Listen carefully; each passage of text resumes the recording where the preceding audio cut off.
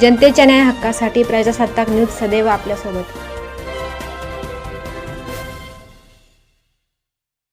वडगाव पानचा गडगे बाबा म्हणजे दत्तधाम आश्रमातून जी भोंदूगिरी सुरू होती, जी महाराष्ट्रभरातून आणि बाहेरून लोक तिथे येत होते आणि त्यांना कर्करोगासारखा आजार मी बरा करतो किंवा मूल नसलेल्याला मूल देतो, घरातल्या समस्या करणी भूत बाधा याच्यावर मी उपाय करतो, माझ्या दैवी शक्ती आहे असं म्हणून हा जो भोंदू आहे भोंदूगिरी करत होता। लोकांची लाखो रुपयाची लूट तो करत होता। म्हणजे 11,000, 21,000, 51,000, 100, 1,00,000, 1,000 अशी त्याचे नंबर लावायचे पैसे होते। औषधांची रक्कम वेगळी, हवन करायची रक्कम वेगळी, अशा वेगवेगळ्या माध्यमातून तो लोकांचं आर्थिक शोषण करत होता, मानसिक शोषण करत होता, शारीरिक शोषण करत होता, लोकांना मानसिक गुलाम तो बनवत होता।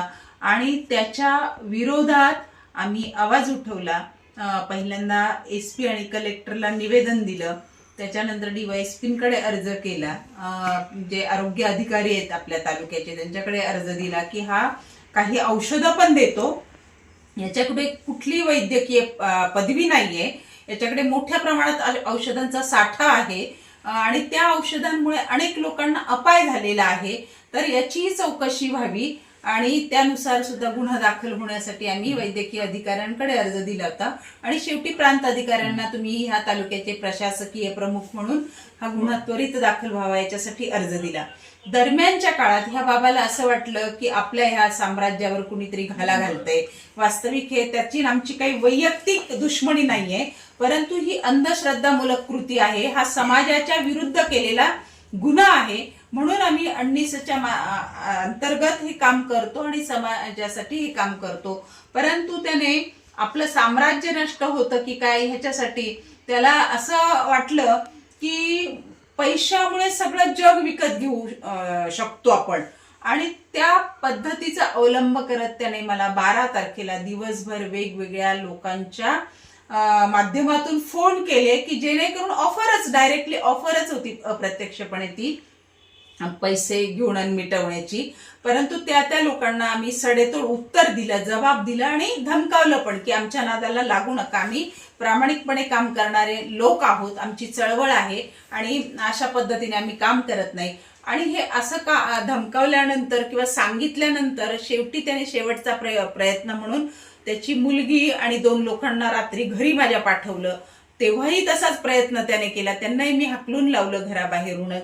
आणि मग त्याला असं वाटलं जे कदाचित ह्या लोकांकडून धमकावणं, घरी पाठवणं, म्हणजे याच्यात त्याचा मुळात मॅनेज करणं हा हेतू असू शकेल किंवा आणखी काही वेगळेपण हेतू असू शकतात, परंतु हे काहीच होत नाही म्हटल्यावर त्याने आणखी प्रयत्नाचा पुढचा टप्पा म्हणून माझ्या संबंधाने एक बनावट व्हिडिओ की जे त्याचेच लोक आहेत, त्याच्या जवळच राहणारे तिथे ते 2 लोक आहेत, एक कोण मधु शिंदे आणि सूरज शिंदे, आता ती अलीकडे पोलिसांनी जेव्हा तपास केल्यावर ते नावं समजले आम्हाला, त्या लोकांनी म्हणजे आम्ही 19चे कार्यकर्ते आहोत असा बनाव सगळ्यांनी मिळून तो केला। बाबा त्या बनावात सामील आहे आणि तो स्क्रिप्टेड व्हिडिओ तयार केला की 19चे लोक पैसे मागतायत माझ्याकडे अशा अर्थाचा, आणि त्याला सोशल मीडियात माझे जे फोटो होते त्याची छेडछाड केली, त्या फोटोमध्ये काहीतरी पैसे वगैरे असे दाखवले आणि ते फोटो व्हायरल केले। म्हणजे त्याने माझी वैयक्तिक बदनामी तर केली, परंतु माझ्या संघटनेची सुद्धा बदनामी केली। म्हणजे माझी वैयक्तिक इतक्या वर्षांची तपश्चर्या की आम्ही कधी कोणी काम करताना कोणाकडून चहाची अपेक्षा करत नाही किंवा माझी संघटना निरपेक्षपणे काम करते, आमच्या दोघांची ही संघटनेची आणि माझी त्याने बदनामी केली। आणि त्याच्यानंतर म्हणजे दरम्यानच्या काळात ज्या दिवशी मला त्रास दिला होता ह्या लोकांनी, त्या दिवशी मी वाकचौरे साहेबांना सगळे मेसेज केले होते की मला असा दिवसभरामध्ये त्रास दिलाय, याने मॅनेज करण्यासाठी अशा प्रकारचे मला फोन केले। आणि वाकचौरे साहेबांनी सांगितलं की त्यांचे नंबर मला पाठवा, मी ते ताबडतोब बंदोबस्त करतो, त्याप्रमाणे मी ते त्यांना नंबर पाठवले होते, फोन आलेल्याचं सगळं रेकॉर्डिंग मी ठेवलं। हे माझ्यासाठी खूप म्हणजे योग्य झालं। आणि मग दुसऱ्या दिवशी मी ताबडतोब मला ज्या पद्धतीने त्याने दहशत निर्माण करण्याचा प्रयत्न केला की असं केलं, यांची बदनामी केली म्हणजे मग हे गुन्हा दाखल करणार नाही किंवा तिथेच थांबतील अशा पद्धतीची दहशत निर्माण करण्याची त्याने प्रयत्न केले. परंतु आम्ही कुणीही त्या दहशतीला घाबरणाऱ्या मधले नाहीये, कारण आम्हाला माहिती आहे आम्ही सच्च्या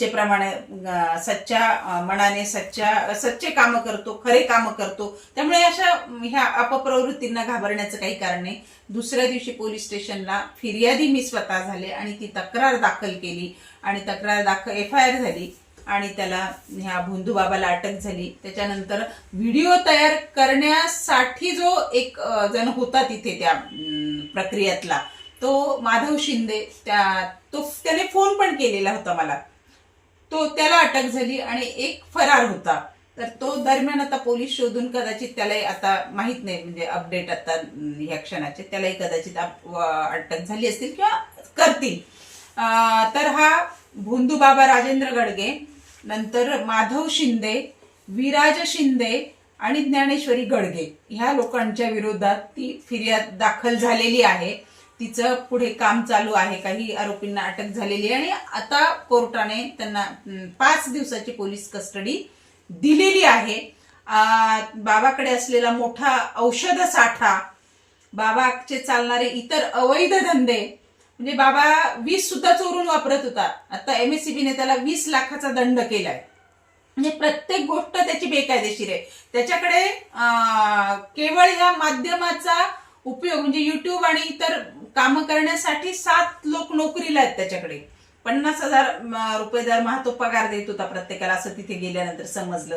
किंवा इतर जे लोक नोकरीला होते त्यांचं कुठलं रजिस्टर मेंटेन केलेलं नाही, त्यांच्या पगाराचं रजिस्टर नाही, म्हणजे ज्या काय कायदेशीर बाबी प्रत्येक गोष्टीत उल्लंघन केलेले, मंदिराचं नोंदणी नाही, ह्या सगळ्या बाबी आता चव्हाट्यावर येतील. त्याची जी संपत्ती आहे, जी मालमत्ता आहे, जी बेहिशोबी, ती सुद्धा आता चव्हाट्यावर ते प्रश्न येणार आहेत. त्याच्या संबंधाने कायदेशीर कारवाई ची मागणी आम्ही करणार आहोत.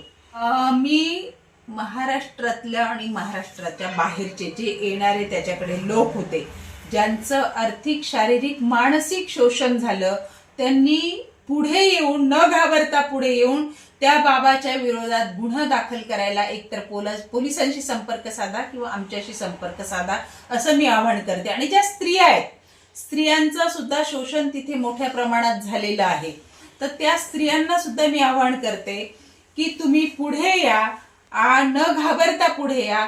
तुमच्या बाबतची गुप्तता पाळली जाईल आणि बाबाच्या विरोधात गुन्हा दाखल होण्यासाठी मदत करा, अशी मी त्यांना आवाहन करते. कारण अनेक स्त्रिया बोलतात बाहेर, परंतु गुन्हा दाखल करायला त्या येत नाहीत. पण आम्ही त्यांचं नावही डिस्क्लोज करू शकत नाही किंवा त्यांना कंपल्शन आपण कोणीच करू शकत नाही, तो त्यांचा प्रश्न आहे. परंतु तरी त्यांना मी आवाहन करते की तुम्ही झालेल्या तुमच्या छळाच्या विरोधात, आर्थिक, लैंगिक जे शोषण झालेलं आहे त्याच्या संबंधाने गुन्हा दाखल करायला पुढे यावं.